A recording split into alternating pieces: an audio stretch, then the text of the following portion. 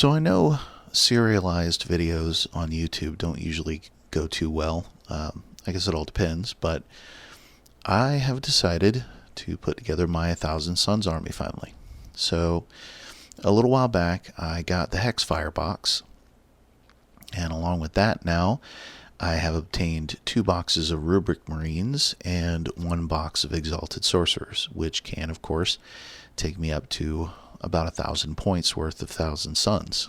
So I decided to go ahead and put everything together. So this is going to be my next big project after my Stormcaster terminals.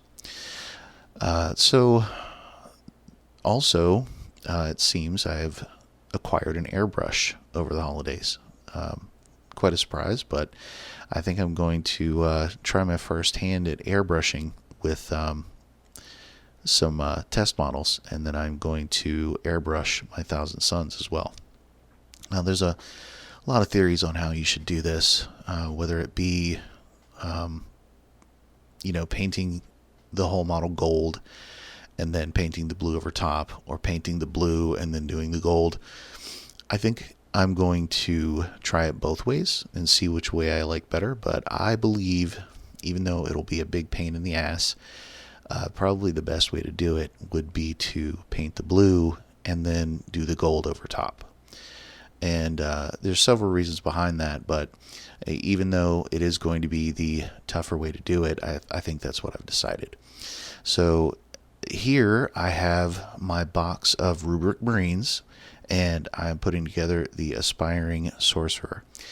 Now, so the configuration that I've decided on for my rubrics is 2 Aspiring Sorcerers, and we'll get to the second one later.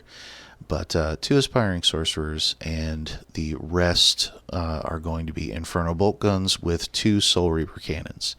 And then with the second box, I'm just going to put them all together, probably with Inferno Bolt Guns. I may put together a unit with a Warp Flame, with all Warp Flamers, but I don't have any tanks to be able to move them around the battlefield. So that may not necessarily be the best idea, at least not at first. But we'll see.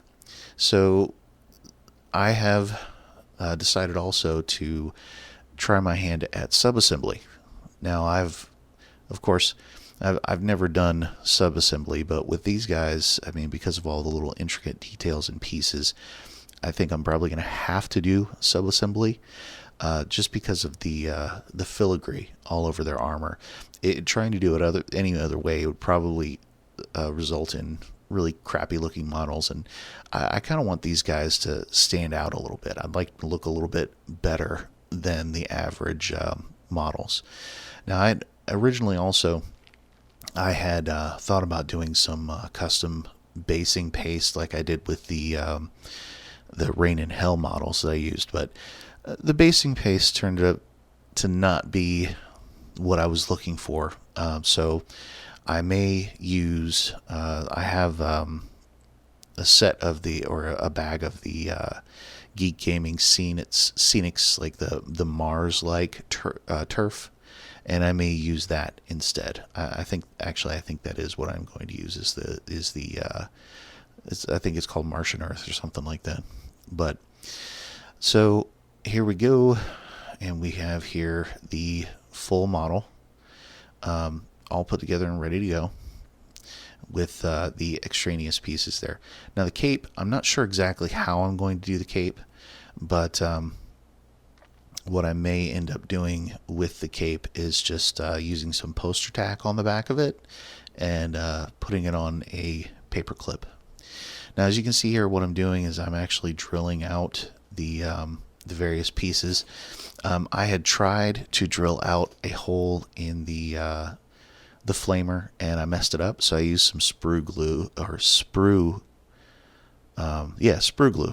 to fix it. So all that is just sprue dropped into a bottle of the Tamiya's extra thin plastic cement, and that just puts a little bit of plastic there, and I just kind of like scraped it out to make it smooth.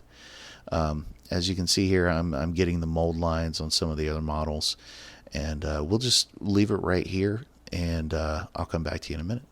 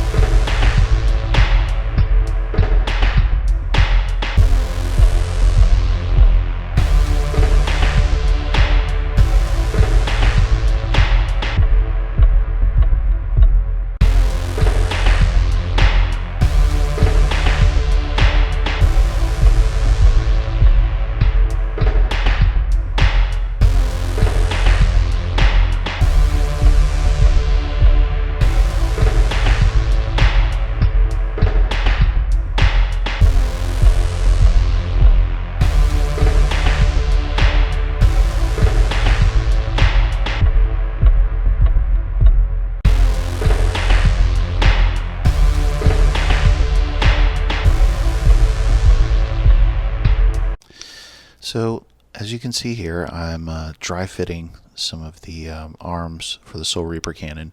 In the end, I ended up attaching the left arm to the body, but the right arm to the cannon, and I'm going to see if that kind of makes things easier, because you can slide the Soul Reaper cannon into the arm. As you can see here, I've got everybody assembled, ready to go. I put some poster tack in the hands to kind of, dry fit everything. And I've got my sorcerers ready. And as you can see here, I also did some conversions for my aspiring sorcerer. The second aspiring sorcerer has a halberd from Dominion, along with a pennant from a halberd in Dominion. So I just removed the staffed head, or removed the head of the axe and the spear, and put the banner and the head of the mage's staff on top of it. So I think that turned out pretty good. The pennant on his armor is also from Dominion, from a halberd.